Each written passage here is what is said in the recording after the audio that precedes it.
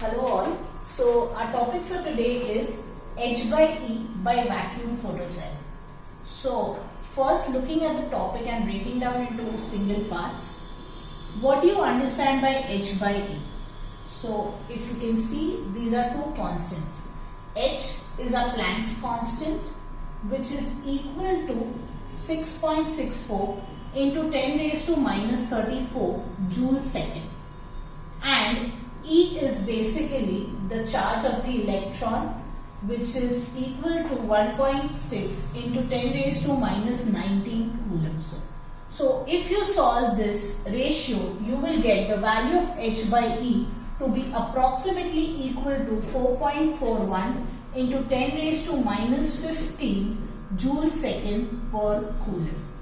We have to deduce this value using a vacuum photocell. So first thing is, what do you understand by a photocell?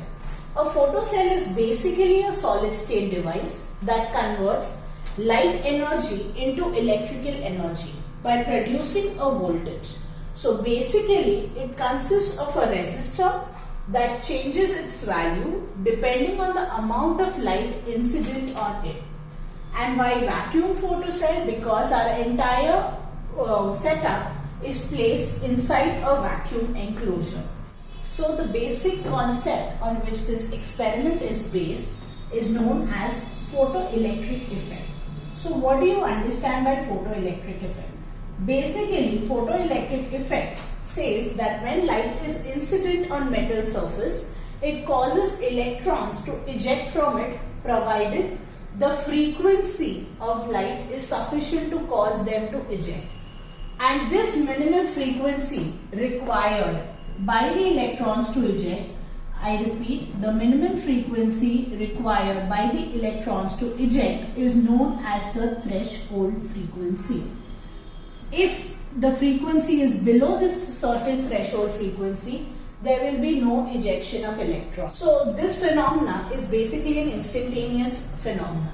What I mean by instantaneous is, there is no difference or time delay between the time when the energy is incident or light is incident and the emission of electron takes place.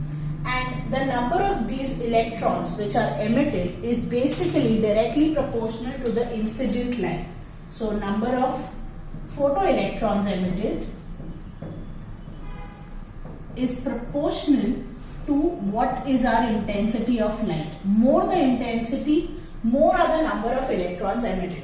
However, the energy of these electrons or energy of emitted electrons is independent of intensity. The energy of these electrons basically depends on the frequency of the light.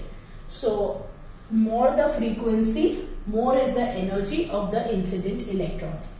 Now let's look at, when I said minimum frequency, what should be this minimum frequency?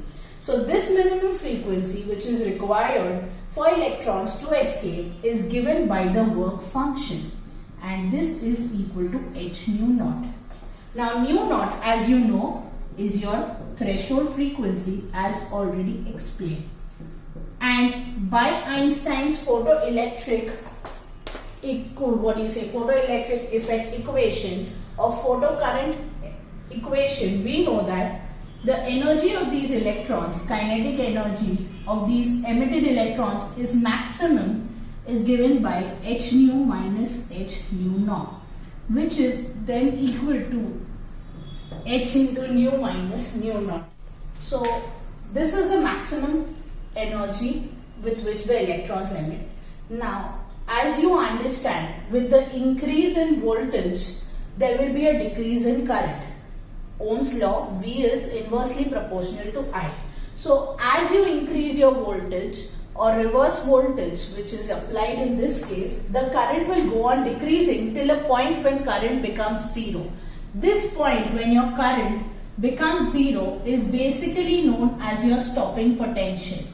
So the point where I have current is 0 is given as V0 for voltage, which is also known as my stopping potential. And by equation for kinetic energy, we also know that the kinetic energy is given as a function of EV. So for minimum current, voltage will be maximum, and hence maximum kinetic energy will be equal to EV0, where V0 is the stopping potential. If I compare these two equations, let's say this is equation 1 and equation 2. So if I compare these two equations for kinetic energy, my equation will turn out to be H into nu minus nu naught is equal to EV0, and hence H upon E is nothing but V0 upon nu minus nu naught. This nu and nu naught are basically the frequencies. So if you are using two filters, nu1 can be your frequency for first filter and nu2 or nu naught can be your frequency for second filter. You can measure the stopping potential for the corresponding frequencies and calculate to get the value. And the graph looks something like this. So if I plot my current here, let's say this is my photocurrent and let's say this is my stopping potential, then with a decrease in current, the stopping potential increases. So as you can see, this could be for different frequencies. So let's say I have my filter 1 with frequency XYZ, this is filter 2 and this is filter 3. Each of them will show you the same result, that increase in voltage causes decrease in current or vice versa. Draw the circuit diagram, which is as in your journal, and make the necessary connections. So in necessary connections, all you have to do is connect the bulb and the Planck's apparatus to the power supply. Once the apparatus is connected, we will choose one of the four filters, which are orange, green, blue, yellow, or you may have a different set which will have red, yellow, blue, green, and insert it slowly in between the slots given at this side of the apparatus.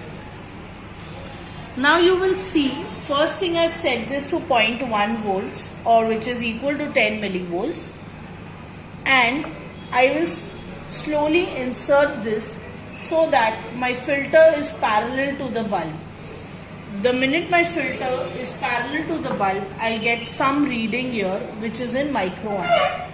Our procedure is to increase the voltage by 10 millivolts, or in step of 10 millivolts, which is 0.1 volts, so that the current reduces to this stage that at one point your current becomes zero. The point where the current becomes zero is known as a stopping potential. So let's do that. I will increase this to 0.2.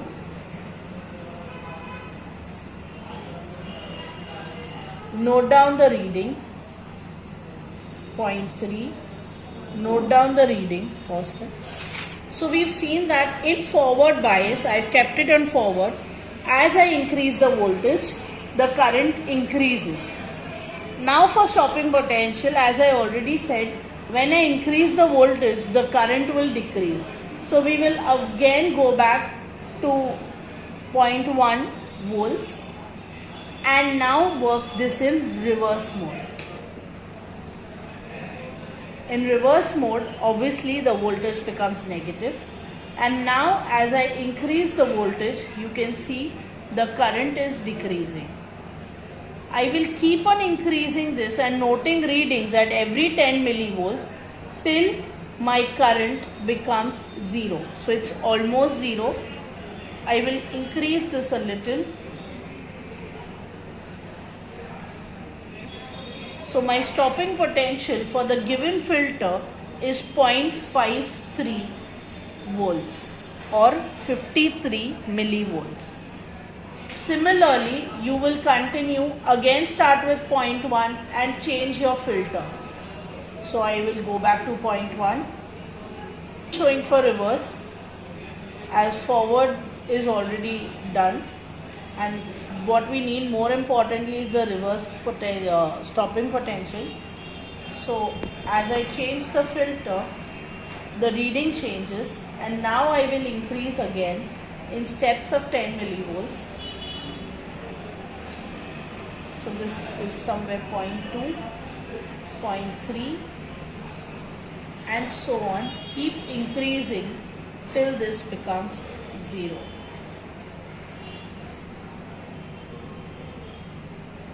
So this is my stopping potential for the second one.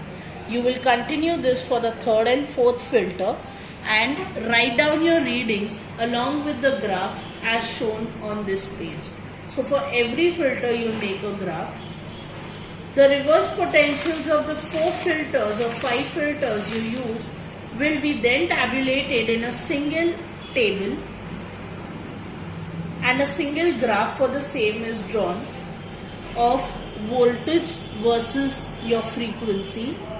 Using the slope of this, you will calculate the constant h by E using the given formula and the calculations.